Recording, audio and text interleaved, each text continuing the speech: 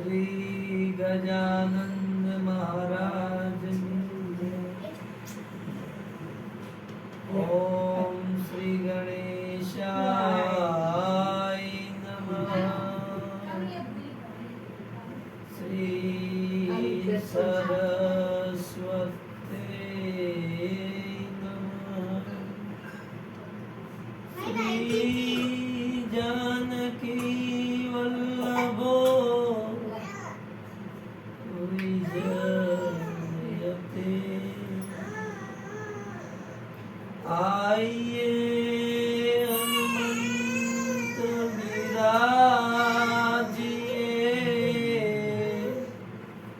कथा करूं मति अनुसार, प्रेम सहित गादी धरूं पधारिए पवन कुमार। सियावर रामचंद्र की जय, उमापति महादेव की जय, पवन सुत हनुमान की जय। बोलो भाई सब संतन की जय।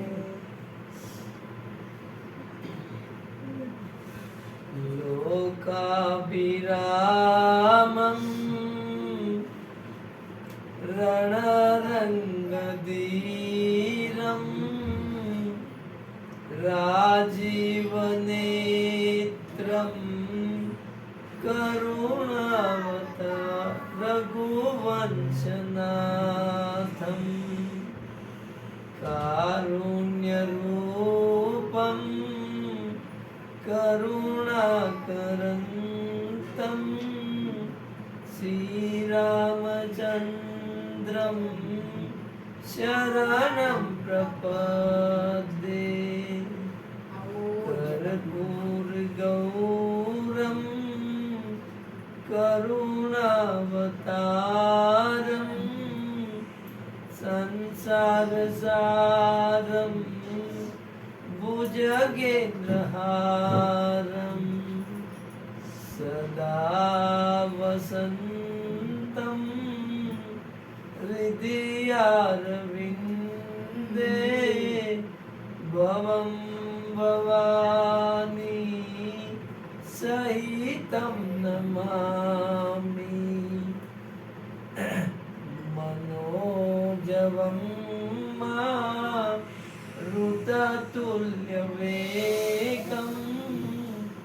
जितेन्द्रियं बुद्धिमतावरिष्ठं, वातात्मजं वा नरयुक्तमुख्यं, श्रीरामदूतं शरणं प्रपद्ये। श्रीरामदूतं शरणं प्रपद्ये।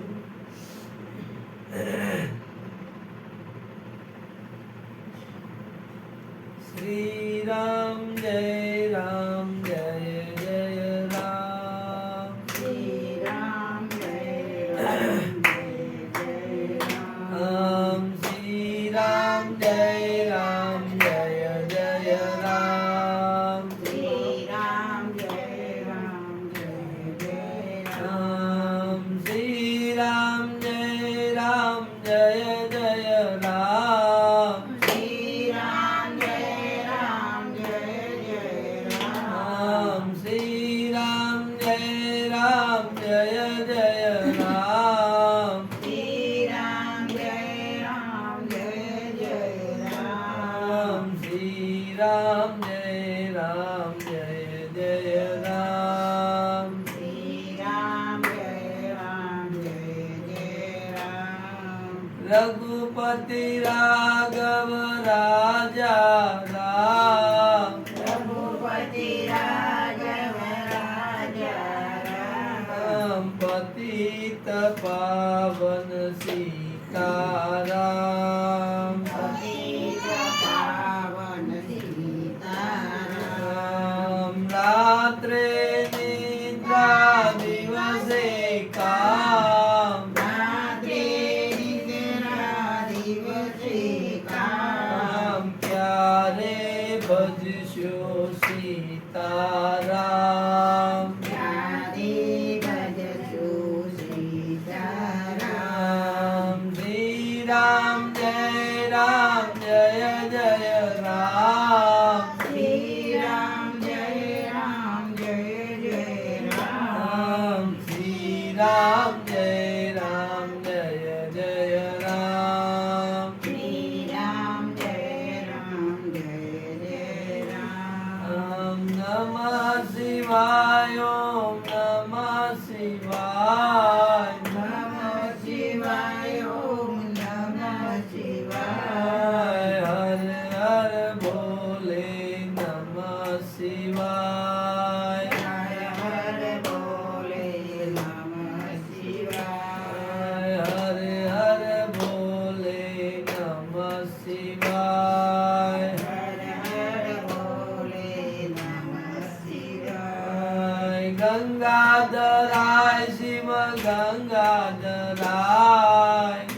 ગંગાધરાય શિવ ગંગાધરાય હર હર ભોલે નમઃ શિવાય હર હર બોલે નમઃ શિવાય હરિ બોલ હરિ બોલ હરિ હરિ બોલ હરિ બોલ હરિ બોલ હરિ બોલ હરિ બોલ હરિ હરિ બોલ હરિ બોલ હરિ બોલ હરિ બોલ રાધે રાધે રાધે શ્યામ સે મિલા દે રાધે રાધે રાધે શ્યામ રાધે શ્યામ સે સે મિલા દે ઘન શ્યામ સે મિલા દે રામ સે મિલા દે ઘન શ્યામ સે મિલા દે રાધે રાધે રાધે શ્યામ સે મિલા દે રાધે રાધે રાધે શ્યામ સે મિલા દે શ્રી રામ જય જય રામ શ્રી રામ જય રામ જય રામ શ્રી રામ જય જય રામ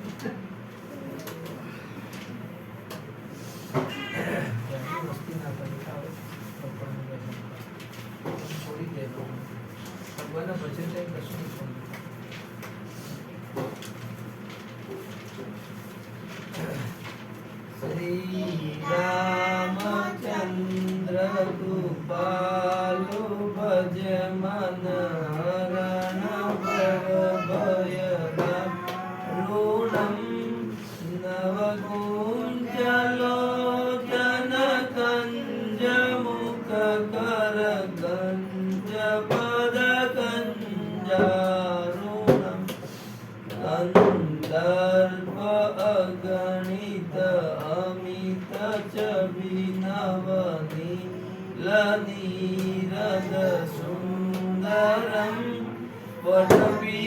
વટપીતમાન ઉતડિત રુચિ શુચિ નમિજ કસુતાવરમ શિર મુકુટ કુંડલ તિલક ચારુ ઉદાર અંગ વિભૂષણમ આજાનુભુજ શર ચાપદર ગ્રામજિત કર દૂષણ ભજ દીન બંધુ દિનેશ દાનવ દલન દુષ્ટ નિકંદનમ રઘુનંદન કૌશલ નંદ દશરથ નંદન इति वदति तुलसीदास शङ्कर शेषमुनि मनरञ्जन મમ હૃદય કંજ નિવાસ કરુ કામાદિ કલદલ ગંજન શ્રી રામચંદ્ર કૃપાલ ભજ મન હરણ ભવ ભય દારુણમ નવકુંજ લોચન કંજ મુખ કર કંજ પદ કંજા બોલો સિયા પવન સુત જાનકી ઉમાપતિ મહાદેવ અંબે રામચરિત માનસ ભગવાન પૂર્વ પૂજ્ય તુલસીદાસજી મહારાજ ઓમ નમો પાર્વતી પતય હર હર મહાદેવ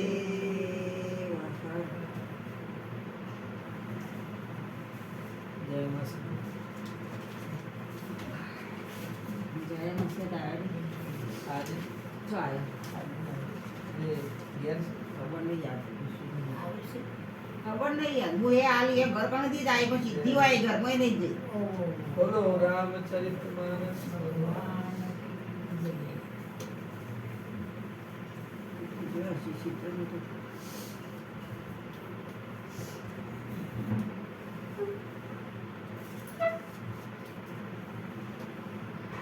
ચાર વાગ્યા સુધી ઊંઘીએ અને કોઈ ટાઈમ જવાનું હોય એટલે જવાતું નહીં. વખત આમાં પાછું હોય કે જવાય નહીં.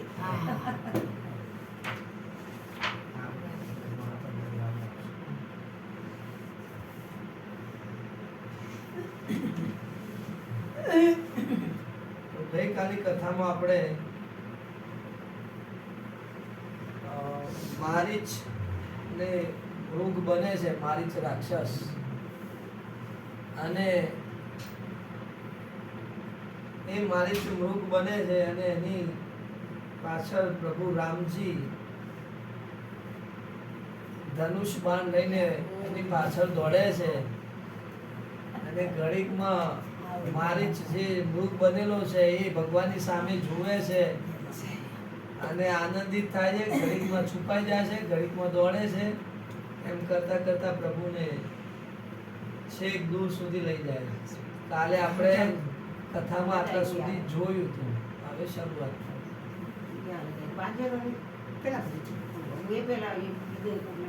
હવે જ્યારે મારીચ ભગવાનને દૂર લઈ જાય છે ત્યારે રાવણ સંન્યાસી બનીને આવે છે, સાધુના વેશમાં આવે છે અને સાધુના વેશમાં આવીને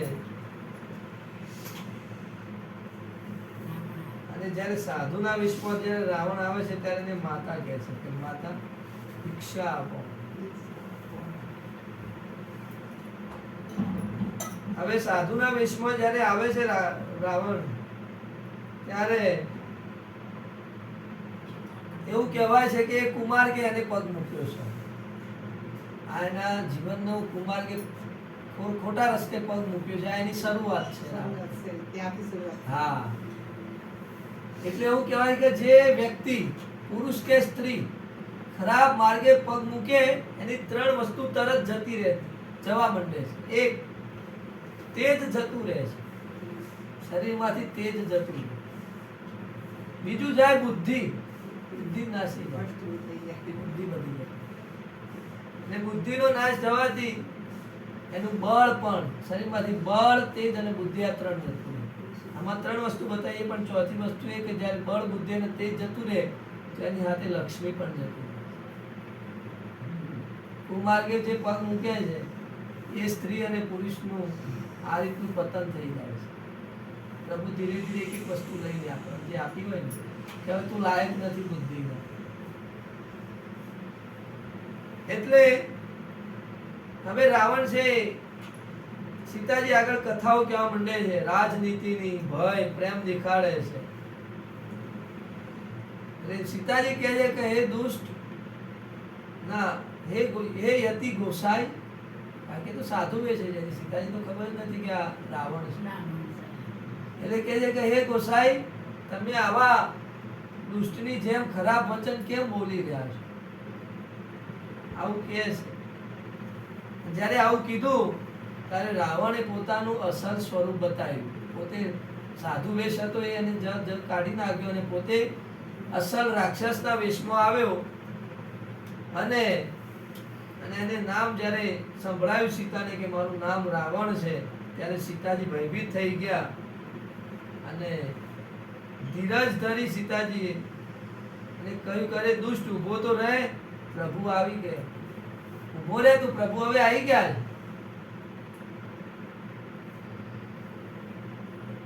જેમ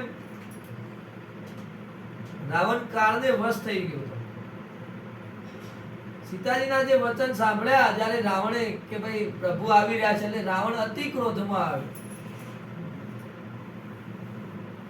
સીતાજી એમને વચન કીધા કે તું કામી અને જેમ સિંહ છે સસલાને ઈચ્છે એમ તું મને ઈચ્છી રહ્યો છે, અને બીજા કટુ વચન સીતાજીએ કીધા એટલે રાવણને અત્યંત ક્રોધ આવ્યો. પણ અહીંયા તુલસીદાસજી શું કહે છે? મન ચરણ બંદી સુખ માન. પરંતુ મનમાં તેને સીતાજીના ચરણોની વંદના કરી. રાવણે મનમાં બાર ક્રોધ બતાવ્યો કે મોક્ષ મેળા માંગે, પણ એ પણ થાકી ગયો તો, હજારો વર્ષોથી જીવતો હતો અને કાળક્રમે એને પાપ કર્મો તરફ વળી ગયો. અતિ બળના લીધે પાપ કર્મો તરફ વળે. બળ વાળો જ વળે, બળ વગરનો તો કોઈ પાપ કર્મે વળે, બરાબર છે. બળ વાળો હોય એને જલ્દી વળે. એટલે રાવણે મનમાં સીતાજીના ચરણોની વંદના કરીને સુખ માન્યું અને ક્રોધે ભરાઈને રાવણે સીતાજીને પકડીને રથ ઉપર બેસાડી. રાવણ જોડે વિમાન હતું, અહીંયા રથની વાત કરી. રથ પર બેસાડી દીધા અને ઉગતા વળતી આકાશ માર્ગે ચાલ્યો. હવે ભય એવો બીક લાગે, જ્યારે કોઈને આપણે ઉપાડીને લઈને જઈએ ત્યારે ડર ખૂબ લાગે. કોઈની વસ્તુ પણ આપણે લઈને જ્યારે નીકળે કે આ વસ્તુ મારે ઘેર લઈ જાઓ, પણ ઘરનો જે રસ્તો છે ને આપણને વધારે લાંબો દેખાય ભયના લીધે. આમ કશું ના હોય, કારણ કે ભયના લીધે એવું ફીલ થાય. એટલે એને બહુ ડર લાગ્યો. એટલે અહીં સીતાજી વિલાપ કરે છે અને કહે છે કે પ્રભુ કયા અપરાધથી તમે મને મારા ઉપરની દયા વિસારી દીધી. રામજીને કહે છે મેં એવો કયો અપરાધ કર્યો? એ શરણાગતના સુખ આપનાર એ રઘુકુળ રૂપી મારો દોષ શું છે? સીતાજી આવી વાત કરે છે અને વિલાપ કરે છે. ક્યાં? રથની અંદર. મેં ક્રોધ કર્યો અને ફળ મળ્યું. જાનકીજીએ લક્ષ્મણજી પર ક્રોધ કર્યો અને કટુ વચન કીધા. લક્ષ્મણજી ત્યાંથી રામજી જોડે જાય છે. લક્ષ્મણજી વિચારે છે કે જેની ભ્રમરોથી મનમાં વિચારે આખી સૃષ્ટિનો પ્રલય થઈ જાય, એવા શ્રી રામજી સંકટમાં તો ક્યારેય ના હોય. પણ હવે મા સીતા જો મને આવા કટુ વચન સંભળાવે છે તો હું હવે રામને માટે જાઉં છું. હવે રસ્તામાં ગીધરાજ જટાયુ, ગીધ પક્ષી છે જે માંસાહારી પક્ષી કહેવાય. એવું કહેવાય કે સૌથી પક્ષીઓમાં અધમ પક્ષી હોય તો ગીધ છે. ગીધ પેલા બહુ જોવા મળતા, અત્યારે નાશ થઈ ગયો. મમ્મી નાના તો બહુ જોતા. ગામમાં વડલો હોય તો વડલાની ટોચે ગીધ ટોચે બે, ઝાડની ટોચે કેમ બે? કારણ કે એને ગંદુ માંસ ખાવાનું હોય. ક્યાંય પણ પશુ મરેલું હોય તો એને દેખાય અને એની દ્રષ્ટિ ગીધની એટલી લાંબી હોય કે દૂર સુધી એ જોઈ શકે. એટલે એ ટોચ ઉપર બેસે ને જ્યાં પણ એને માંસ દેખાય, કોઈ મરેલું પ્રાણી પક્ષી ત્યાં ઉડીને જાય. સડીલું ગમે એટલું હોય માંસ તો પણ એ ગીધ ખાય. હવે ગીધરાજ જે જટાયુ છે એમને ગીધરાજ જટાયુ છે એમને આ સીતાજીને રડતા જોયા અને એવું થયું કે આ ગાયને ક્યાં લઈ જાય છે? જેમ દુષ્ટ વ્યક્તિ ગાયને લઈ જાય ને એમાં માં જાનકીને આ રાવણ ક્યાં લઈ જાય છે? અને ગીધરાજ જટાયુ બોલ્યા. શું બોલ્યા? હે પુત્રી સીતે. કારણ કે આ ઘરડા છે જટાયુ, ગરડા થઈ ગયા છે. હવે એમના જીવનનો ગરડા પણ એટલે ગરડું એટલે અંત સમય છે. એટલે કે હે પુત્રી સીતે, તું ભય ના પામીશ, હું આ રાક્ષસનો નાશ કરી દઈશ. આવું ગીધરાજ જટાયુ ક્રોધે ભરાઈને બોલ્યા. અને રાવણને કીધું કે હે દુષ્ટ, ઉભો રે, નીડર થઈને તું ચાલ્યો જાય છે. શું તે મને ઓળખ્યો? મને ઓળખ્યું નથી. રાવણ દૂરથી જોવા જાય કે જટાયુ આવે છે. એટલે રાવણને થાય કે કાં તો મેનાક પર્વત છે, કાં તો પક્ષીઓનો સ્વામી ગરુડ છે, એવું લાગે છે રાવણ. પણ જ્યારે નજીક આવે તો રાવણ કહે, ઓહ, આ તો વૃદ્ધ જટાયુ છે. એટલે રાવણ કહે છે કે તું હાલ જ મારા હાથે તારું શરીર છોડીશ. જટાયુને આવું કહે છે. એટલે ગીધરાજ જટાયુ ખૂબ જ ક્રોધે ભરાય છે અને રાવણને ચોચમાંથી એમની પકડે છે, એમના બાલ પકડે છે અને એમને બહાર રથની બહાર ફેંકી દે છે. અને ગીધરાજ શું બોલે છે?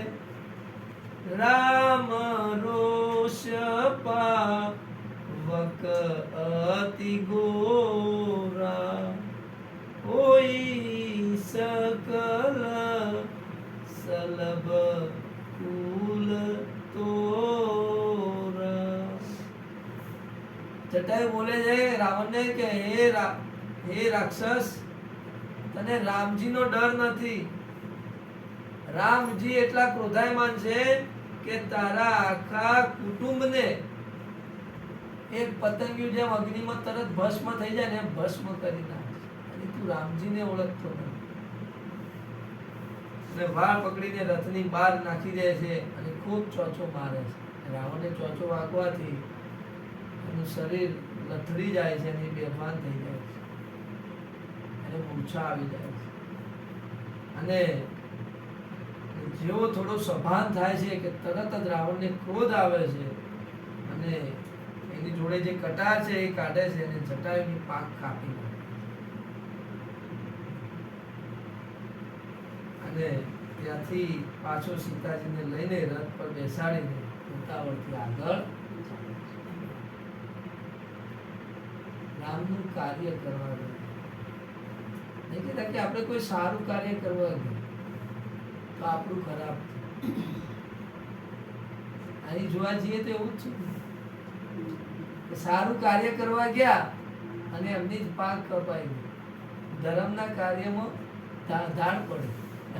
કહેવત છે ને, ધર્મના કાર્યમાં ધાડ પડે. આમ જોવા જઈએ તો આપણને એવું જ લાગે કે ભાઈ સારું કરવા ગયા ને પોતે પરિણામ ભોગવ્યું. એટલે હવે જટાયુ શ્રી રામજીનું સ્મરણ કરતા પૃથ્વી પર ઢળી પડે. પાંખ કપાઈ ગઈ એટલે હવે ઉડી શકતા. હવે આગળ જ્યારે રથ જાય છે રાવણનો, ત્યારે સીતા મૈયાએ આકાશ માર્ગે રથ જઈ રહ્યો છે અને સીતા મૈયા જુએ છે કે નીચે વાનરો બેઠા છે બધા. એટલે સીતા મૈયાએ કપડું એ થેલીમાં પોતાના ઘરેણા નાખી બાંધી અને એ વાનરોને નાખે છે. એટલે એ વાનરો એ જુએ છે, એ પોટલી છે એ પણ લઈ લે છે. અને રાવણ છે એ ભય અને પ્રીતિ દેખાડીને સીતાજીને પોતાનું કરવા ઈચ્છે છે. સીતાજી એમના વશ નથી થતા એટલે એમને પોતાના રાજમહેલની અંદર અશોકવન નામનું ઝાડ છે, અશોક વૃક્ષ, એ અશોક વૃક્ષની નીચે મા સીતાને જાનકીને ત્યાં રહેવાની સગવડ કરી આપી. હવે રામજી મૃગની પાછળ છે. રામજીને તો ખબર જ નથી કે સીતાજીને રાવણ ઉપાડીને લઈ ગયો છે. હવે રામજી છે એ દોડે છે અને હરિનામ રામ નામ રામજી દોડે છે ને આગળ જે મૃગ છે એ ભગવાનનું નામ લે છે.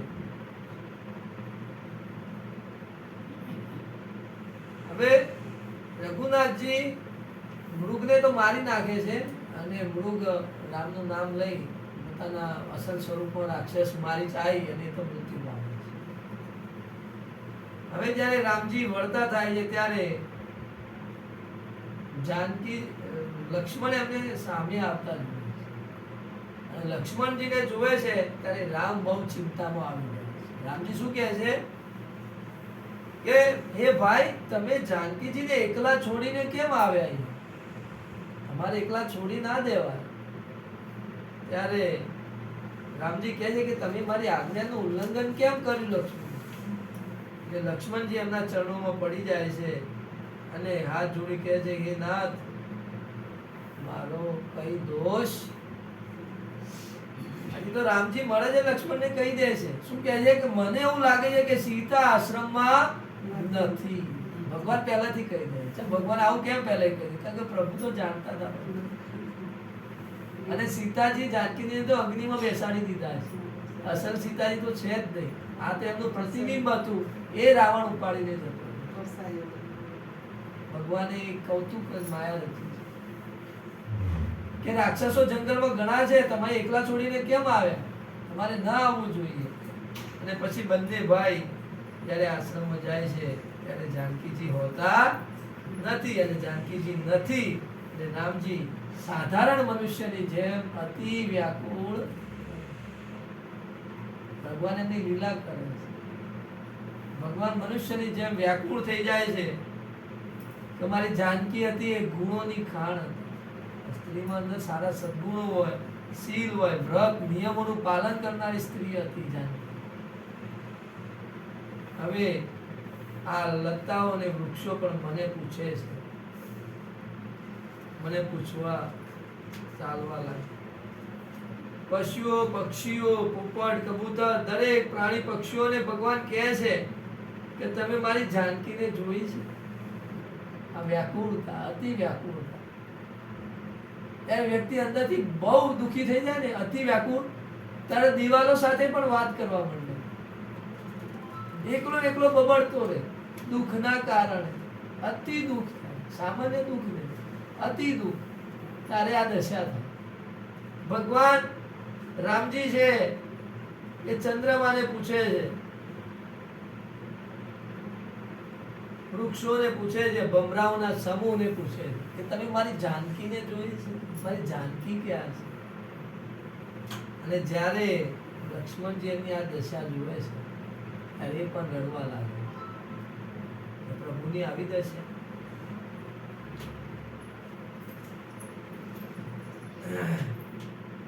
પ્રભુ એમ કહે છે કે જુઓ, આ શ્રીફળ, સુવર્ણ અને કેળના બધા વૃક્ષો એ હરખાઈ રહ્યા છે. આજ મારી જાનકી નથી. એ આજે એવા હરખાય છે કારણ કે એમની શોભા જ નથી. અહીંયા જાનકીની શોભા. હવે જાનકી જતી રહી એટલે આ બધાની શોભા વધી ગઈ એટલે હરખાઈ રહ્યા છે કે એવા ફૂલાઈ રહ્યા છે. પ્રભુ અતિ વિલાપ કરે છે, ખૂબ જ વિલાપ કરે. સીતાને શોધતા શોધતા અતિ વિલાપ. પ્રભુની આ દશા જોઈએ ને તો એવું લાગે કે આ અતિ કામી પુરુષ હશે, એવું પ્રભુની દશા છે. પ્રભુ પ્રેમના ભૂખ્યા છે. જાનકી વગર પ્રભુ એક સમય, એક મિનિટ માટે પણ રહી નથી શકતા. હવે પ્રભુ આગળ નીકળે છે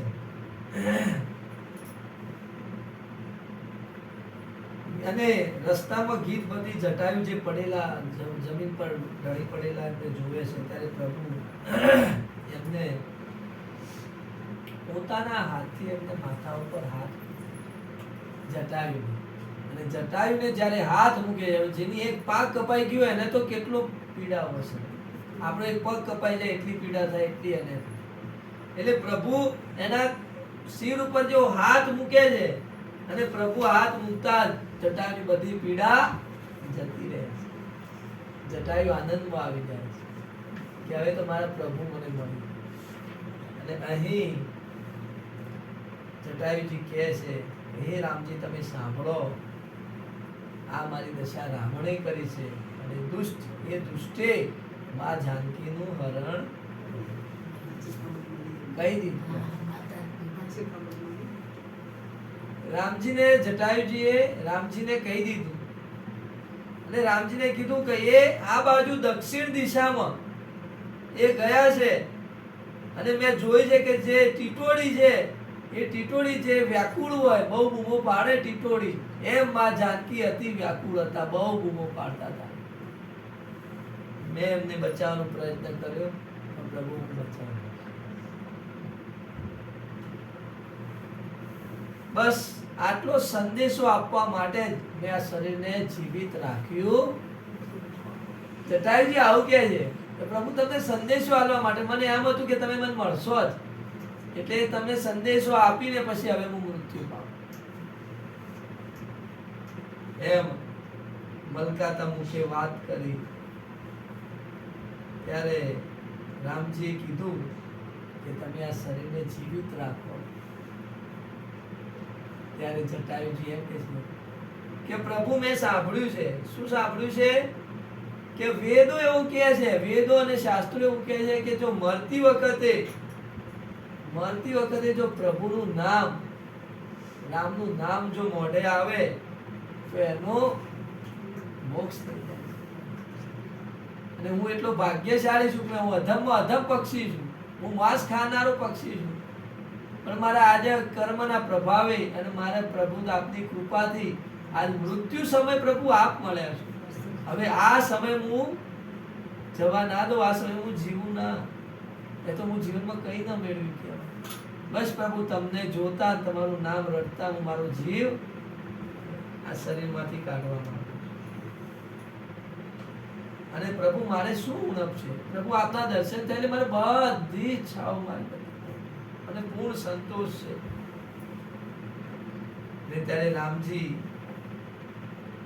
આંખોમાં આંસુ આવ્યા, અને રામજીએ જટાયુને કીધું, હે જટાયુજી, તમે જે મુનિ લોકો હજારો વર્ષોથી તપ સાધના કરે છે એ પદ નથી મળતું એમને, એવું તમને પરમ પદ હું આપું છું. રામજી એમને પોતાના ધામમાં, વૈકુંઠમાં મોકલી દીધા. અહીં તુલસીદાસજી કહે છે, શું કહે છે? તુલસીદાસજી કહે છે, બહુ સાંભળવા જેવી છે આ. પરહિત બસ જીન કે મન માહી, તીન કહું જગ દુર્લભ કछु નાહી. અહીં કહે છે પ્રભુ, શું કહે છે? રામજી બોલે છે કે જે લોકો બીજાનું હિત ઈચ્છે છે, બીજાનું સારું ઈચ્છે છે, એ લોકો આ જગતમાં એમને કોઈ પણ વસ્તુ ના મળે એવું બનતું, બધી જ વસ્તુ એમને મળે છે. એના માટે કોઈ વસ્તુ દુર્લભ નથી. પરહિત જે ની ભાવના આપણા હૃદયમાં હોય, આપણે સવારે ઉઠીને પાણીનું કુંડું ભરીએ, દાણા નાખીએ, આપણે આ નહીં કરીએ તો જીવવાના તો છીએ જ. પણ આ જે કરીશું ને, આપણે ખબર નથી કે કેટલા પક્ષીઓ પાણી પીવે છે કે નથી પીતા, દાણા કેટલા ખાય છે કે પડ્યા રહ્યા છે કે સડી જાય છે. પણ પરહિતની ભાવનાથી આપણે કરીએ કે આપણે ભૂખે ના મરીએ, અને આપણા પાડોશી જે પશુ પક્ષીઓ છે એ પણ ભૂખે ના મરે, એમને પણ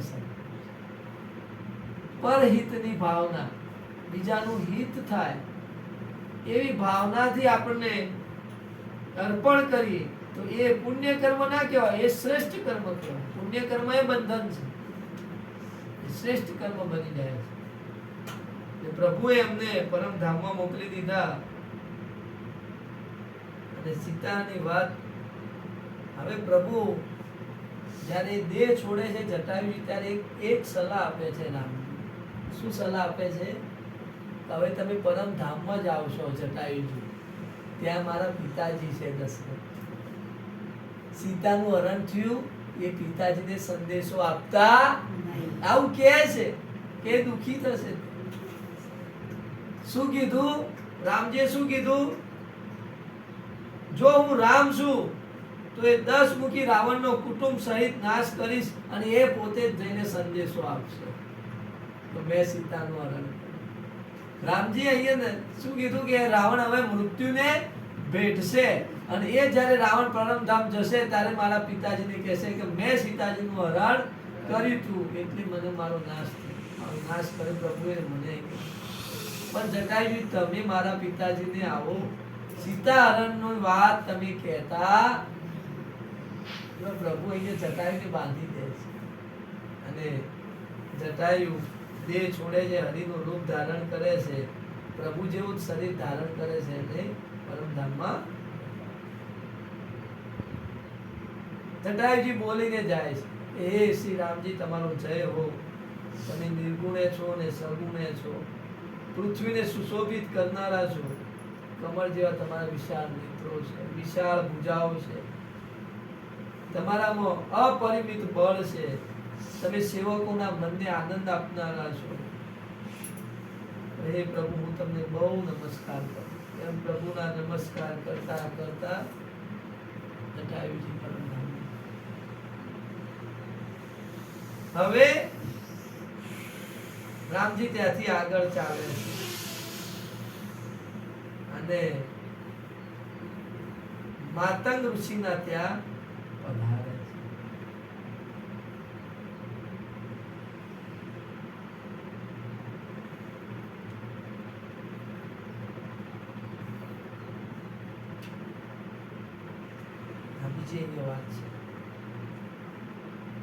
જટાયુજી અખંડ ભક્તિનું વરદાન માંગીને પરમધામમાં જતા રહ્યા.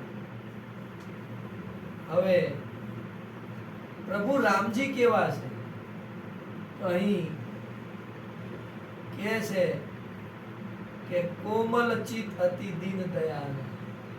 કોમલ ચિત અતિ દીન દયાલ, કારણ બીનુ રઘુનાથ કૃપાલ.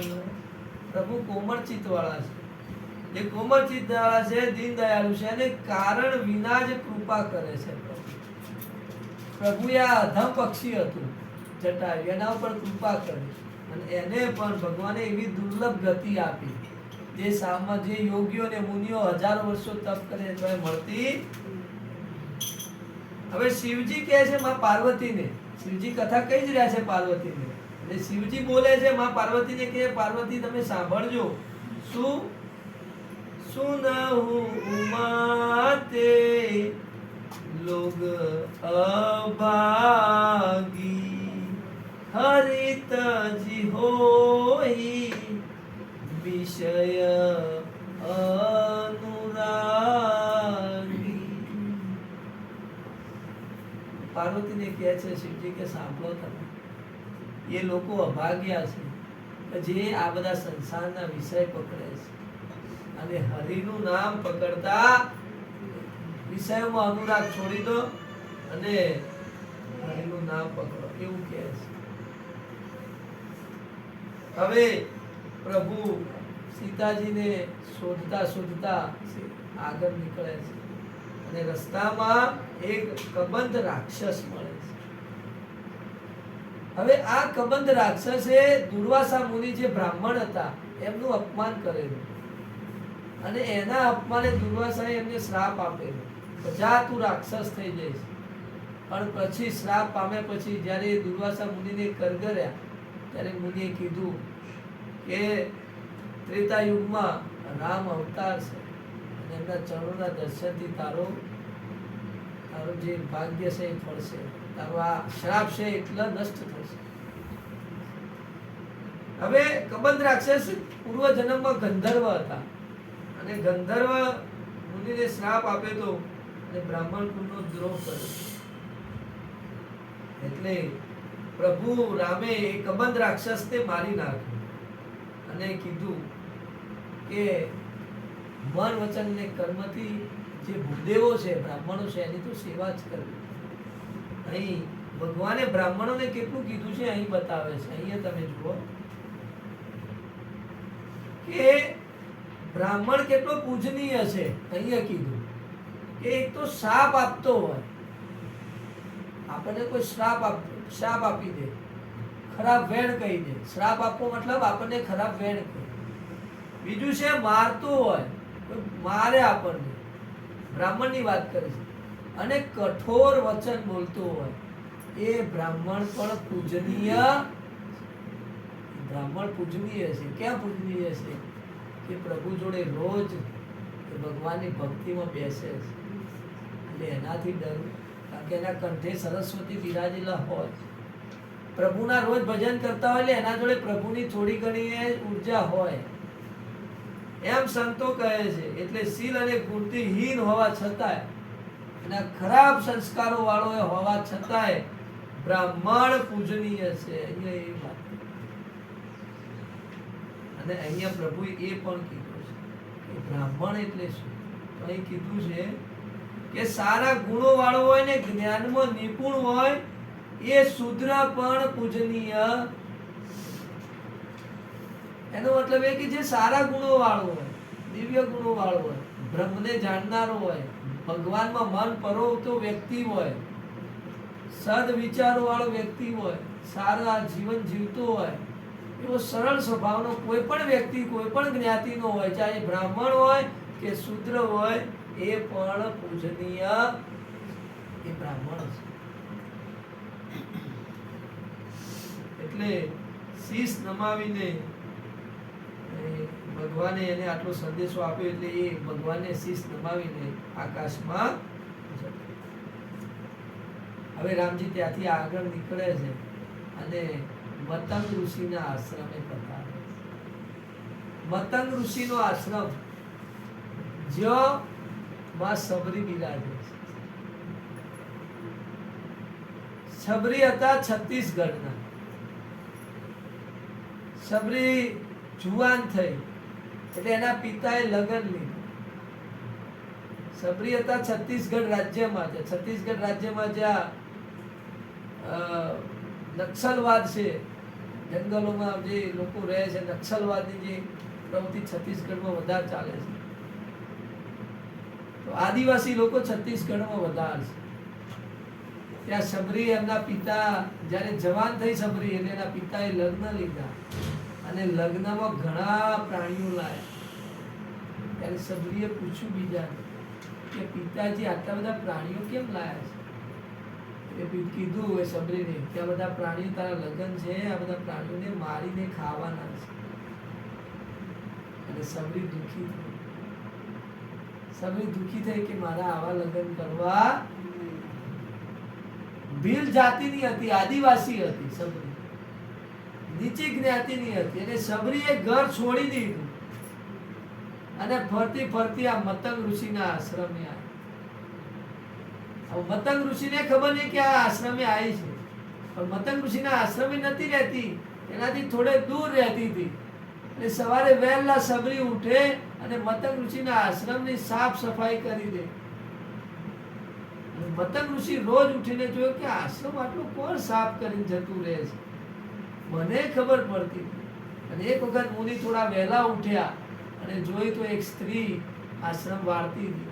મતંગ ઋષિએ નહોતું કીધું એમને કે આ સાફ કરજે આશ્રમ, પણ હવે સબરીનો કોઈ આધાર જ નહોતો એના જીવનમાં. એને પોતાના પિતા અને પોતાના પરિવારને છોડી દીધો કે આ હું ગમે તે થાય પણ હું પાપ કર્મ તો ક્યારેય નહીં કરું, મારે આવા લગ્ન નથી કરવા. સબરી મતંગ ઋષિના આશ્રમે આવી. મતંગને લાગ્યું કે આ સ્ત્રી શુભ વિચારો વાળી છે. અને મતંગ ઋષિએ એ સ્ત્રીને થોડું થોડું જ્ઞાન આપવાનું ચાલુ. અને મતંગ ઋષિને જ્યારે હવે મોક્ષનો સમય આવ્યો, હવે એમનો દેહ પડવાનો સમય આવ્યો, ત્યારે મતંગ ઋષિ દુઃખી થયા. અને મતંગ ઋષિએ દુઃખી થઈને કીધું સબરીને કે સબરી કે હા, હું જતા જતા તને એક વાત કરતો જાઉં છું. કે શું? કે તું જે ભક્તિ કરે છે ને, બસ આવી જ ભક્તિ કરતી રહેજે. એક વખત રામજી તારા ઘેર આવશે. આ સબરીને ક્યારે કીધું તું? સબરી જવાન હતી ત્યારે, 25 વર્ષની સબરી હતી, જવાન છોકરી હતી, જંગલમાં રહેતી હતી મતંગ ઋષિના. સબરી, મને તને કહેતા દુઃખ થાય છે કે રામજીના દર્શન હું નહીં કરી શકું, પણ તું કરી શકીશ. પણ એટલું યાદ રાખજે કે આ ગુરુના વચન પર વિશ્વાસ રાખજે. આટલું સબરીને કહી મતંગ ઋષિએ પોતાનો દેહ, અને સબરી હવે એકલી રોજ મતંગ ઋષિના આશ્રમ વાળે સાફ કરે અને રસ્તામાં ફૂલો મૂકે. આજ મારા પ્રભુ આવે. સવારે સબરી ખુશ હોય, આજ પડે એટલે સબરી દુખી થતી કે આ ફૂલો કરમાઈ ગયા, રસ્તામાં મૂકેલા, પણ આજ મારા પ્રભુ આયા. સબરી રોજ ભગવાનને યાદ કરે. એમ કરતા કરતા એક વખત રામજી ત્યાં રસ્તામાં આવીને ઉભા. ત્યારે સબરીએ કીધું ઉભા રહેજો, રસ્તામાં આવતા નહીં, આ ફૂલો મારા પ્રભુ માટે મેં પાથર્યા. મતંગ ઋષિ જતા જતા કઈ ગયા હતા કે રામજી આવશે, એના 5 તને બતાવું, 5 નિશાનીઓ બતાવું છું, સબરી યાદ રાખજે. એ 5 નિશાનીઓ જો એ પુરુષની અંદર હોય તો સમજી કે એ રામજી છે તારા. અને સબરીએ કીધું કે બોલો પ્રભુ. તો મતંગ ઋષિએ બતાયા તો એના નેત્રો હશે ને, એની આંખો એ કમળ જેવી સુંદર હશે. આ પહેલું નિશાની. બીજી નિશાની, એની જે ભુજાઓ હશે ને મોટી હશે, લાંબી હશે, જે હાથના કાંડા ખરા ને ઢેચણ થી નીચે જતા હશે, ઢેચણ સુધી આવતા હશે, મોટી ભુજા હશે એની. આ બીજી નિશાની. ત્રીજી નિશાની સબરી કહું, શિર પર એને જટા હશે. ચોથી નિશાની, એને હૃદય ઉપર ફૂલનો હાર પહેરેલો હશે, વનમાળા પહેરેલી હશે. અને 5મી નિશાની કહું, એનું શરીર શ્યામ હશે, અને બંને હશે, બંને કુમાર હશે, અને 2 ભાઈ હશે. ત્યારે સબરીએ કીધું કે ઉભા રહો તમે. સબરીએ જોયું કે મતંગ ઋષિએ કીધું બધું જ છે, પણ હવે આ 2 ભાઈ છે કે નહીં. એટલે સબરીએ પૂછ્યું કે તમે અમને શું થાવ. એટલે રામજીએ કીધું કે આ મારો નાનો ભાઈ લક્ષ્મણ છે. અને સબરીએ જ્યારે આટલું સાંભળ્યું ત્યારે રામના ચરણોમાં પડી.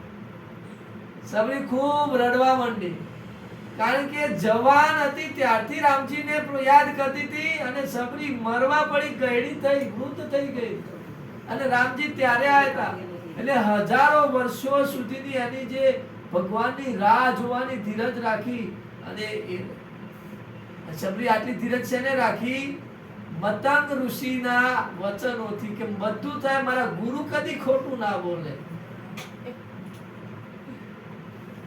ગુરુ પર અતૂટ વિશ્વાસ હતો સબરીનો. મારા ગુરુજી દેહ છોડતા કઈ ગયા કે સબરી ધીરજ રાખજે, એક વખત રામજી તારા ઘેર આવશે જ. આવું ભર્તુહરિના જીવનમાં થયું. જ્યારે ભર્તુહરિએ પિંગળાને છોડી દીધી, અને ભર્તુહરિ રાજામાંથી સાધુ બનીને ગુરુ મચ્છેન્દ્રનાથ ના ત્યાં રહેતા હતા. મચ્છેન્દ્રનાથે કીધું કે ભર્તુહરિ લે ભિક્ષા પાત્ર ને જા તું ભિક્ષા માંગી. કે પ્રભુ એમાં હું ભિક્ષા હું માગી લઈ, મને રાજા પણ છે જ નહીં. કે ભર્તુહરિ ગમે ત્યાં ભિક્ષા નહીં માંગવાની, તારી રાણી છે જે પિંગળાઈને માતા કહીને તારે ભિક્ષા માંગવાની છે. ત્યારે ભર્તુહરિ એમ થઈ ગયું કે પ્રભુ આવી પરીક્ષા, એ તારી માતા, જે સ્ત્રી પત્ની હોય ને જો એ માતા થાય તો સમજજે કે એ તારામાં વૈરાગ્ય દિવ્ય આવ્યો છે. તારો માતાનો ભાવ તારી અંદર છે કે નહીં મારે જોવું. ભર્તુહરિ જે ભિક્ષા પાત્ર લઈને ગામમાં ક્યાંય ભિક્ષા નથી માંગતા ને એમના મહેલમાં જાય છે જ્યાં પિંગળા રહેતી હતી, અને કહે છે કે એ માતા પિંગળા તું મને ભિક્ષા આપ. ત્યારે પિંગળા કહે છે કે તમે આ શું બોલી રહ્યા છો, હું માતા, હું તો તમારી પત્ની છું, ના કે તું મારી માતા છે, તું ભિક્ષા આપ મને. ત્યારે પિંગળા એમની જોડે બહુ રડે છે, અને એના પગમાં પડે છે, અને કહે છે કે તમારામાં તો એવી જ કામના ને મોહ માયા છે. બહુ રડે ને કહે છે. એટલે પેલા ભર્તુહરિ થોડી મતિ બદલાવા માંડે છે, પણ તરત જ એના મનને પકડે છે, અને મનમાં ગુરુને યાદ કરે છે. અને પિંગળા કહે છે એમને કે તમારા તો એવી ને એવી કામ વાસના છે આવી રીતે ગુરુના કહેવાથી તમે સંન્યાસ લઈ લીધો, આવો સંન્યાસ તો ફળે નહીં, આ તો કુમાર્ગે જવાય, આમ ને તેમ ઘણું બધું સંભળાવ્યું. ત્યારે ભરતું અને થયું કે સાચી વાત છે પિંગળાની, હજી મારી અંદર કામના બધી મળી નથી. તરત તો થોડી કોઈ કામના મળે, કામ વાસના થોડી મળે. હવે મુનિઓ હજારો વર્ષો સુધી તપ સાધના કરે છે તો એ કામ વાસના મળતી નથી. ત્યારે ભર્તુહરિ આ શબ્દ બોલ્યા હતા સબરીના જેવું કે પિંગળા તારી વાત સાચી કે મારી અંદર કામ વાસના છે, પણ મને મારા ગુરુ પર વિશ્વાસ છે. મને જે ગુરુ મળ્યા છે એવા ગુરુ મળ્યા છે કે એ મને ભવ સાગર તરાવશે. તારી વાત સાચી કે મારી અંદર કામના નથી મળી, પણ મને ગુરુ એવા મળે છે, મારા ગુરુ પર અતૂટ વિશ્વાસ. એમ આપણે બધા રામજી ઉપર અતૂટ વિશ્વાસ રાખીને જીવનની નૈયા આગળ વધારીએ કે જેથી રામજી જ આપણને ગુરુ આપે, તો એ જ આપણા ગુરુ બનીને આપણને આગળ. એટલે શબરીએ જ્યારે રામજીને જોયા ત્યારે બહુ રડી છે, કારણ કે કેટલા વર્ષોથી વાટ જોતી. મેળું તો ડગે કે ના મન ના ડગે. શબરીને મન નતું ડગાયું, ગુરુના વચન હતા એટલે નતું ડગાયું, જો ના હોત તો ડગી જાય. પણ મતંગ ઋષિ એવા પ્રખર મુનિ હતા તો મતંગ ઋષિ પોતે દુખી દેતા કે શબરી તને રામ મળશે, પણ રામ આવશે ત્યાં સુધી મારો દેહ નહીં હોય, મારા દેહનું આયુષ્ય પૂરું થવા આવ્યું. એટલે શબરી હું નહીં પણ તું ભાગ્યશાળી છે શબરી, તે મારા આશ્રમની સેવા કરી છે, તેના બદલામાં તને આટલું કહું છું, તું યાદ રાખજે. શબરીએ યાદ રાખી, 5 નિશાનીઓ યાદ રાખી રામની, અને ભીલ જાતિની હતી. શબરીએ બંને ભાઈઓના પગ ધોયા અને એમને પોતાના કુટીરમાં લાયા અને કીધું કે બેસો, હું ફળ લઈને આવ. હવે આપણે બધા કહીએ છીએ કે ભગવાનના એઠા બોર શબરીએ ખાધા, એઠા નહીં ખાધા. શબરી જે બોલ લાવતી હતી એ ચાખી લાવતી હતી, પણ કોઈ એક વૃક્ષના 5 ફળ ચાખતી ને એમ લાગતું કે બધા ગળ્યા જ છે, ત્યારે એના ફળ બીજા લઈને એ લાવતા અને રામજીને આપતા. પણ શબરીથી રામને એટલો જ અત્યંત પ્રેમ હતો, કારણ કે ભગવાનની ભક્તિ હતી, ભક્ત હતી. હવે એવું બન્યું કે શબરીજીએ એમને ફળ આપ્યા, પ્રભુએ ખાધા. અહીં લક્ષ્મણે ખાધા કે નથી ખાધા એવી કોઈ ઉલ્લેખ અહીંયા નથી. હવે શબરી એમ કીધું પ્રભુ હું તો ભીલ જાતિની છું, હું અભણ છું, મને કોઈ પણ તમારી સ્તુતિ કરતા આવડતી નહીં. હું તમારી સ્તુતિ ચેતા કરું, કોઈ ભજને નહીં આવડતું મને તો. અને એક તો હું સ્ત્રી જાતિ છું, અને સ્ત્રીમાં એ નીચ જાતિની છું, નીચી જાતિની છું. એટલે અહીં કહે છે શબરી, શું કહે છે? અધમ તે અધમ, અધમ અતિ નારી. અધમ અધમ તે નારી જ છે, એવું કહે છે. દિન હમે મતિ મંદ અગારી. એક તો હું સ્ત્રી છું, અધમ જાતિની છું, મંદ બુદ્ધિની છું, હું તમારી સ્તુતિ કઈ રીતે કરું? હું તમારી ભક્તિને પણ એટલી બધી જાણતી. એટલે અહીં રઘુનાથજી કહે છે કે તમારે આ સ્તુતિ નહીં કરવાની, આ જે સ્તુતિ કરવાની છે હું કરવાનું. રામજી આવું કહે છે. અને રામજી શું બોલે છે? જાતિ પાતિ કુલ ધર્મ બડાઈ, ધન બલ પરિજન ગુણ ચતુરાઈ, ભગતિહીન નર સુહઈ કૈસા, बिनु जल बारिद देखिए जैसा. આ પંક્તિનો અર્થ શું થાય કે આપણે સારી નાત જાતના હોય, સારા કુળમાં જન્મ્યા હોય, ધર્મ મોટાઈ હોય, આપણામાં ધર્મ હોય, ધને હોય, બળ હોય, કુટુંબ હોય, સદગુણો હોય, બધી ચતુરતા હોય, પણ જે ઘરમાં ભક્તિ નથી ને એ મનુષ્ય કેવો લાગે છે? ફીકો લાગે. જેમ પાણી વગરના વાદળા લાગે છે ને, વાદળા તો છે, રળિયામણા દેખાય છે વાદળા, પણ ધોળા છે, પાણી વગરના છે, કોઈ કામના નથી, ખાલી દેખાવના હારા છે. એમ જે ઘરમાં ભક્તિ નથી, બધું ધન સંપત્તિ બધું ગમે એટલું હોય, સદગુણો હોય, ધર્મ હોય, બધું હોય, પણ એ ઘરના લોકોમાં જો ભક્તિ ન હોય, પ્રભુથી પ્રેમ ન હોય, તો એ મનુષ્ય ફીકા લાગે. આ પ્રભુ રામજી બોલે છે, કહે છે કે માં સબરી, હવે તમે ધ્યાનથી સાંભળજો, હું 9 પ્રકારની ભક્તિની તમને વાત કરું છું. ભક્તિ 9 પ્રકારની છે. ભક્તિ કઈ રીતે થાય? ભક્તિ એટલે શું? તો ભક્તિ એટલે પ્રભુ પ્રત્યે લગાવ, પ્રેમ. કોના પ્રત્યે લગાવ? પ્રભુ પ્રત્યે. હવે કહે છે સબરીને કે સૌથી પહેલી ભક્તિ સાંભળો, સૌથી શરૂઆત ક્યાં કરવી? રામજી કહે છે સૌથી શરૂઆત કરવી સંતોનો સત્સંગ. પહેલા તમારી બેઠક સારા વ્યક્તિ જોડે આવજો, જે ભક્તિ કરતા હોય, જે ધ્યાન સાધના કરતા હોય, સારા આચરણ વાળા હોય, એમની જોડે બેસો, એમનો સંગ કરો. પેલો સંગ સુધારો. વિષય વાળા હાથે નહીં બેસવાનું. એ પરિવારની કુટુંબની જ વાતો કરે, આટલી ધન સંપત્તિ છે, આનું અગુવાઈ કરી, વાહ કરી, નિર્થક વાતો છે. એટલે પહેલી ભક્તિ છે સંતોનો સંગ કરવો. બીજી ભક્તિ છે મારા કથા પ્રસંગો પ્રેમ રાખવો. આ બીજી ભક્તિ ભગવાન. સંતોનો સંગ કરો ને પછી ભગવાનની કથા સાંભળવી ગમે. સંતો થોડી થોડી વાતો કરે ને એટલે ભગવાનથી પ્રેમ જાગવા માંડે, અને પછી ભગવાનની કથા, ભગવાનના પુસ્તકો વાંચવામાં મન થાય. આ બીજી ભક્તિ છે. ત્રીજી ભક્તિ કીધી કે અભિમાન થઈને ગુરુના ચરણોની સેવા. હવે તમારામાં થોડું ઘણું જન્મ્યું ને, તો હવે તમે કોઈ ગુરુનું શરણ શોધો કે જેથી એ ગુરુ તમને હવે થોડા આગળ.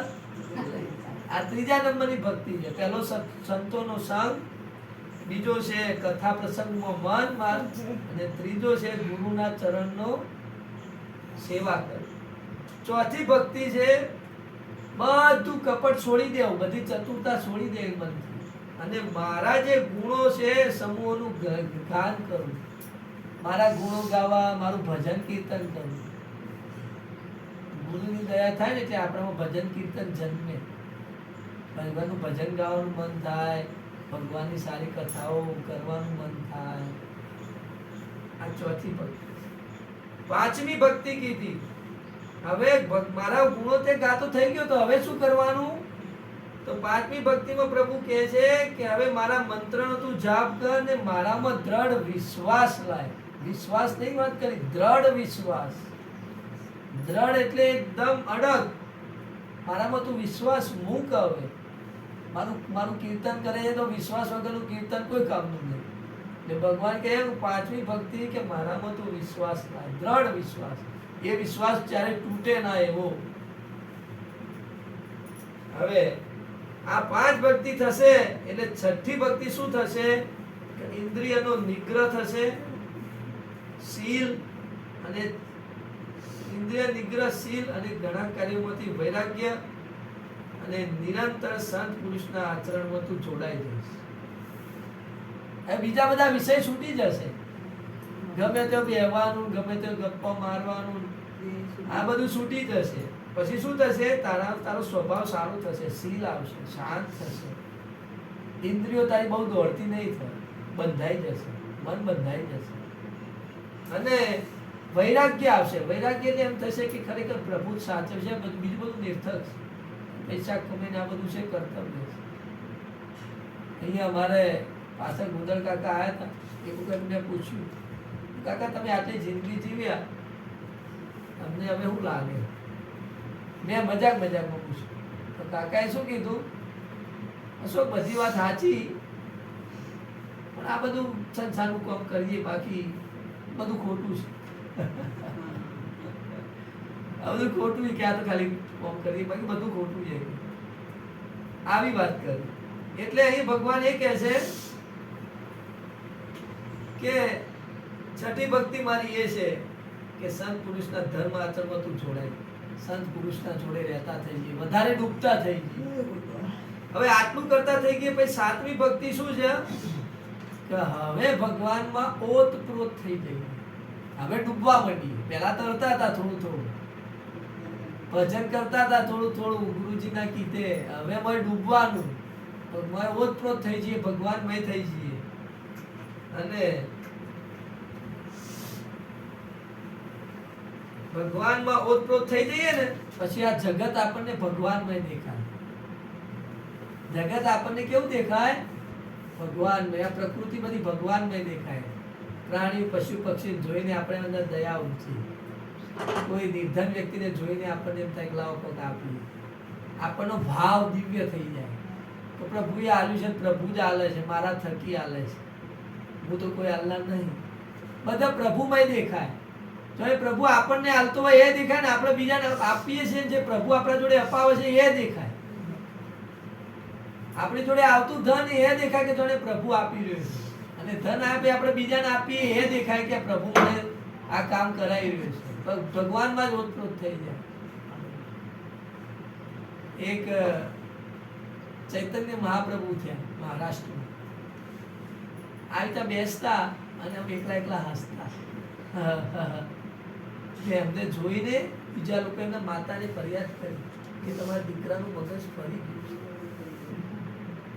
ત્યારે માતાએ પૂછ્યું બેટા કેમ એકલું બેઠું બેઠું હશે કે ભગવાનની લીલાઓ મને નજરે દેખાય છે, એટલે એની લીલાઓ જોઈને મને હસવું આવે છે માં. અને આ બધા મને કેવું કહે છે કારણ કે ઊંચી અવસ્થામાં પહોંચેલા હતા. આપણું મન ઊંચી અવસ્થા જાય ને ત્યારે ભગવાન આપણને પ્રકૃતિમાં દેખાવા માંડે. એવું નહીં કે ભગવાન ખાલી મૂર્તિમાં જ દેખાય, બધામાં દેખાવા માંડે. કોઈ એવો જીવ દુખી જીવને જોઈએ તો આપણને દયા આવે, ભૂખ્યો છે લાય થોડું વાર, લાય વાગ્યું છે લાય થોડી દવા કરાવ. એને ભગવાન એમાં દેખાય, એ સેવામાં જ ભગવાન દેખાય. એમ સાતમી ભક્તિની અહીંયા વાત કરી. આઠમી ભક્તિ કીધી કે આ બધું થશે પછી તને જીવનનો સંતોષ થશે કે મારા જીવનમાં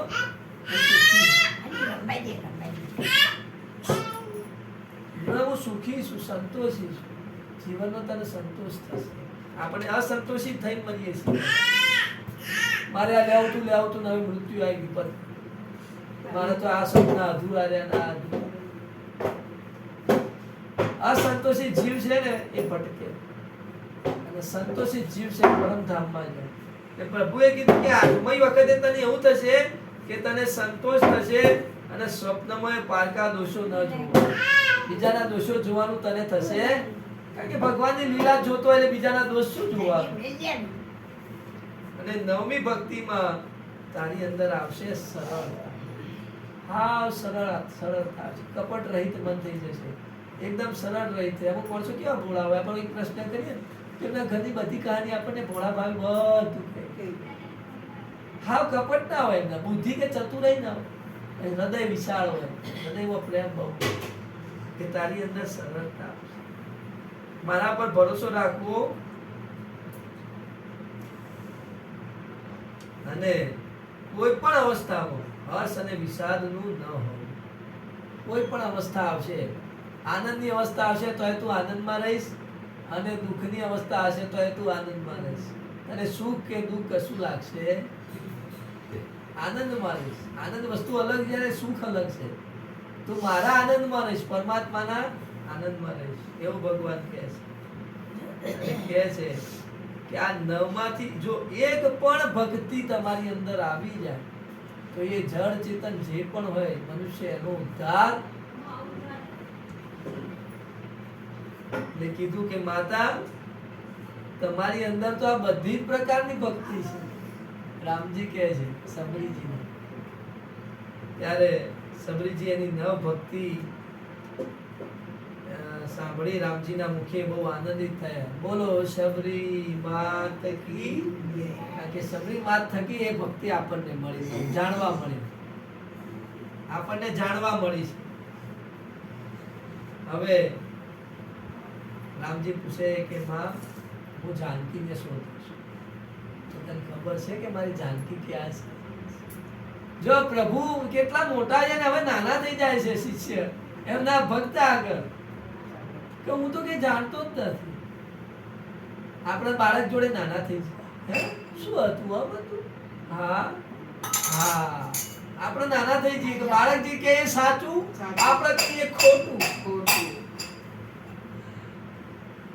એટલે પ્રભુ બાળક જેવા થઈને માને પૂછે છે કે માં મારી જાનકીને તી જોઈ હતી? એ સબરી કહે છે કે પ્રભુ તમે મને આવો પ્રશ્ન કરો છો, તમે બધું જ જાણો છો. પણ પ્રભુ આપે પ્રશ્ન કર્યો એટલે હું કહું છું કે હવે તમે પંપા સરોવરે જાઓ, ત્યાં સુગ્રીવજી તમને મળશે અને બધી વાત સુગ્રીવજી તમને કરશે માં જાનકી. હવે પ્રભુ એમ કહે છે કે માં તો હવે હું નીકળું. સબરી કહે છે પ્રભુ હવે મારો અંત સમય છે. એટલે સબરીજી પોતાને ભગવાનના દર્શન કરે છે, હૃદયમાં પ્રભુના ચરણોને યાદ કરી પોતે યોગાગ્નિથી પોતાના યજ્ઞથી પોતાના આખો દેહ સળગાવી દે છે, દેહનો ત્યાગ કરી દે છે અને પોતે હરિના અંદર લીન થઈ જાય. અહીં માં સબરીજીએ વાત અહીંયા ખૂબ સરસ થઈ. હવે ભગવાન શિવજી કહે છે કે આ મહાદુર્બુદ્ધિ મન, આપણું આ મન એટલું ખરાબ છે ને, એ શું છે કે આવા પ્રભુને ભૂલીને બીજામાં સુખ શોધે. ક્યાંથી મળે? જ્યાં સુખ છે ને ત્યાં આપણે શોધીએ છીએ. સોય ખોવાણી અહીંયા અને શોધીએ છે ત્યાં, કારણ કે ત્યાં લાઈટ છે, અંધારું છે. અહીંયા અંધારું છે અને ત્યાં લાઈટ છે. એક ભાઈ ત્યાં સોય હોતો હતો, એના વાદે બીજો એમ સોય હોધવા માંડે. પછી થોડી વાર બંને ના મળી એટલે પૂછ્યું કે હોધે છે કે સોય? પેલા તો હોધાવું, એ થોડો હોધાયો કે મળતી નહીં. હોય કેવો કે તેની કે હોય નથી, કોઈ ત્યો હોય. પેલું ગુસ્સે થાય કે ત્યો હોય તો હોય કહું કે ત્યો લાઈટ નહીં હોય, લાઈટ એટલે હોય. આપણું મન આવું છે, શોધે છે બીજે ને સુખ છે બીજે. સુખ ભગવાનમાં છે અને આપણે સુખ સમજીએ છીએ સંપત્તિ ને બાળકોમાં ને, અને જેથી આપણે વારંવાર મન તૂટે પાછું મનને સમજાય, વારંવાર મન તૂટે પાછું મનને સમજાય, મન તૂટે મનને સમજાય. પણ મને એમ નહીં સમજાતા કે આ મન તૂટે તો બરાબર યોગ્ય જ છે, પણ સુખ આમાં નથી એટલે તૂટે છે. જે સાચું સુખ છે જ્યાં મન તૂટતું નથી ત્યાં તું જા, એમ મનને નહીં કહેતા આપણે. એટલે આપણે ત્યાં ખોટા પડીએ. મનને સમજાવવું પડશે ધીરે ધીરે કે સાચું સુખનો રસ્તો આ બાજુ છે, આ બાજુ નથી. એટલે એ મન છે ધીરે ધીરે વળશે. પ્રભુ હવે માં સીતાને વિરહમાં ખૂબ દુખી થાય છે અને ખૂબ દુખી થયા પછી વનની હવે રામજી શું કહે છે કે આ પશુઓ પક્ષીઓ મારી નિંદા કરે છે કે જુઓ કે હવે એકલા પડ્યા કે મારી નિંદા કરે છે. અને હરણાઓ જે છે એ મને જોઈને નાસી જાય છે. ત્યારે હરણી એમને ઊભા રાખે છે કે તમે નાસી ના જાવ, એ તો સોનાનું મૃગ છે, આપણે ક્યાં સોનાના છીએ. આવી કે મારી નિંદા કરે છે. રામજી આવું કહે છે. અને અહીંયા જે હાથી છે એ બધી એમની હાથણીઓને સાથે લઈને નાહવા આવી છે. અને હાથી કહે છે કે સ્ત્રીને ક્યારે એકલી છોડવી જો કે આમને છોડી, કે બધા મારી નિંદા કરે છે. અહીં પ્રભુ કહે છે, શું કહે છે કે જે શાસ્ત્ર છે, આ શાસ્ત્ર છે એને બરાબર ચિંતન કર્યું હોય તો એ વારંવાર જોતા રહેવું પડે, નકર ભૂલી જવાય. રાજાની ગમે એટલી સેવા કરો પણ રાજા કદી વશમાં થાય નહીં એમ જાણવું. એમ સ્ત્રી ભલે હૃદયમાં હોય પણ યુવા સ્ત્રી, શાસ્ત્ર અને રાજા આ કોઈના વશમાં રહેતા તો કેટલી સરસ વાત કરી છે. આપણે સ્ત્રીને ગમે એટલો પ્રેમ કરતા હોય, પણ જે યુવા સ્ત્રી છે એ ધન છે, અને જેમ ધન સંપત્તિ સાચવી ને એ પણ સ્ત્રી ધનને બહુ સાચવવું બહુ કઠિન છે. દરેક પરિવારની વાત છે. એ યુવા સ્ત્રીની વાત કરી છે જે, અને શાસ્ત્ર એટલે આ શાસ્ત્ર અને રાજા આ કોઈના વશમાં રહેતા. શાસ્ત્રને ભૂલી જવાય, રાજાની ગમે સેવા કરો તો પણ રાજા આપણું થતું નથી, અને યુવા સ્ત્રી છે એ પણ કોઈના વશમાં રહેતી.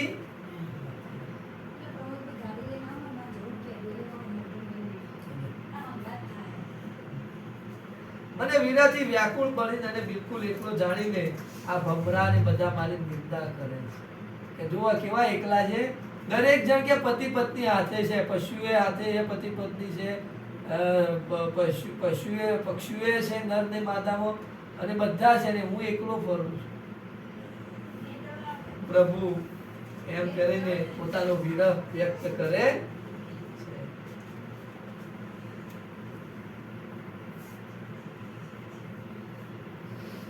તો આજની રામકથા આપણે આટલા સુધી. હરે રામ રામ રામ સીતા રામ રામ રામ. હરે રામ રામ સીતા રામ રામ રામ. હરે રામ રામ રામ સીતા રામ રામ રામ. હરે રામ સીતા રામ રામ. સીતા રામ રામ રામ સીતા રામ રામ રામ. સીતા રામ સીતા રામ રામ રામ.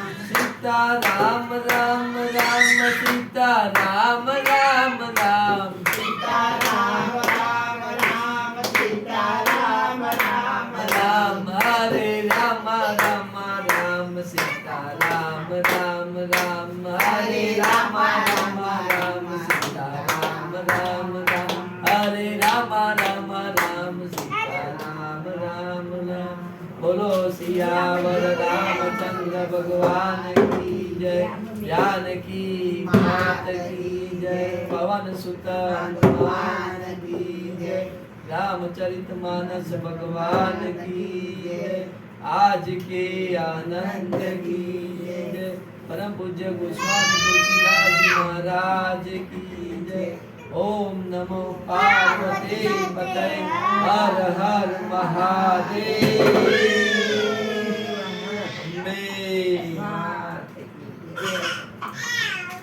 ઓકે કાઢો કાઢો આમ તો કરીએ